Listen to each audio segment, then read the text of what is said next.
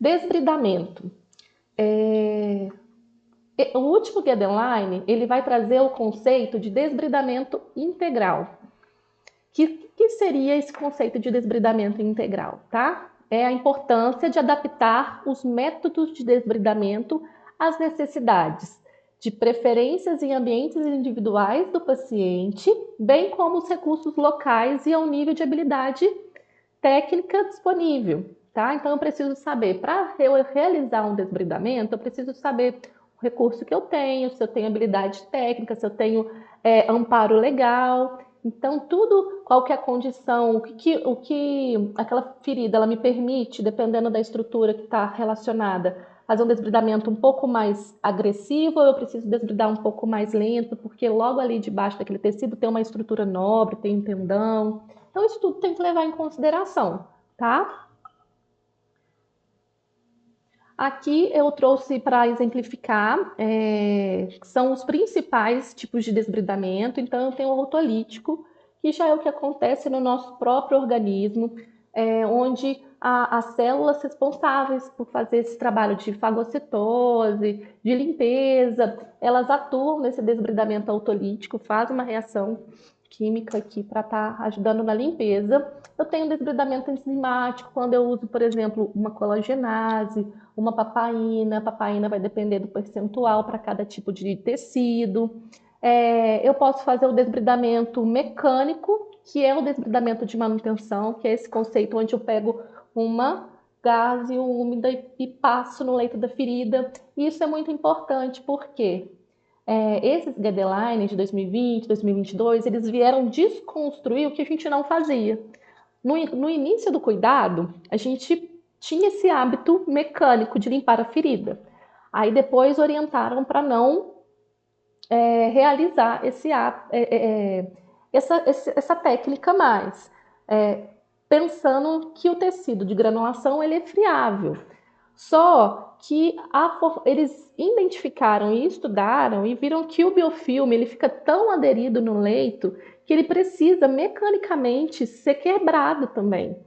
Então você precisa impedir ele mecanicamente. Então a força que eu for estar fazendo nesse desbridamento de manutenção não é uma força para lesionar meu tecido que está embaixo, mas é uma força suficiente que eu consiga remover a sujidade que está aderida, tá? Existem desbridamentos, por exemplo, instrumental, que pode ser o cirúrgico, o conservador. Então, lembrando, o enfermeiro ele vai até a fáscia muscular. A partir dali, é só competência do profissional médico. O técnico de enfermagem não tem respaldo legal para estar fazendo esse tipo de desbridamento. O enfermeiro tem respaldo legal, mas ele precisa saber se ele tem habilidade técnica para executar, tá? Isso tudo é muito importante levar em consideração quando eu escolho a técnica de desbridamento. Existe também a técnica biológica, ela não é muito utilizada aqui na nossa região, mas ela existe, e entre outras, porque eu tenho químico, osmótico, surfactante, com ultrassom, cirúrgico, então são várias técnicas que podem ser utilizadas para remover um tecido inviável. Aqui eu trouxe para vocês as três principais técnicas pensando em desbridamento com instrumental, que seria a square, quando eu faço escarificações, mais ou menos de um tamanho de 1 centímetro, e uso, sempre eu vou estar associando a outro tipo de desbridamento, ou um agente autolítico, ou que seria, por exemplo, o hidrogel, ou um agente enzimático, que pode ser a colagenase, a papaina. E eu vou passar em cima desse tecido necrótico, dessa escara.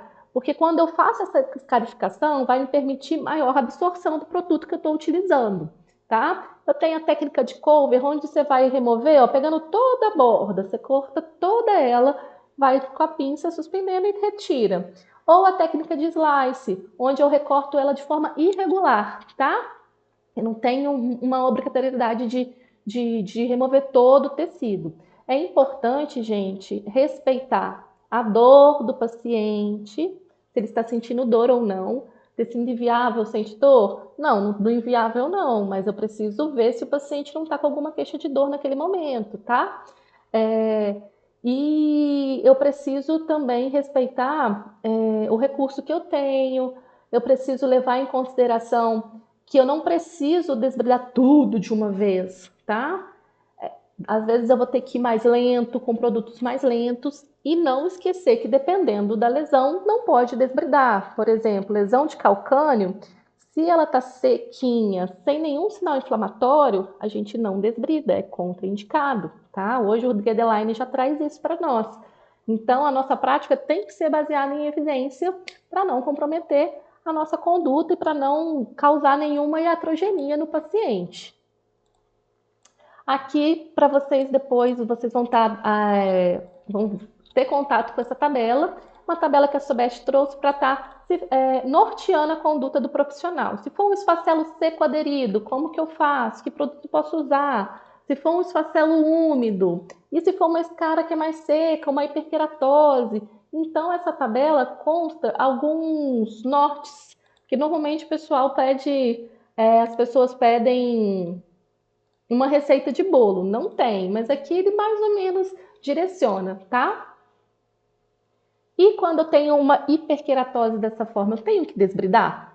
Eu tenho que desbridar, tá? Se eu tenho maceração de borda, se eu tenho hiperqueratose, ó, não tá no nível da pele mais, então preciso liberar essa borda para a borda conseguir contrair, para fechar essa ferida, tá bom? A gente continua na próxima aula, porque a gente ainda não chegou no final da letrinha. Eu espero vocês. Muito obrigada.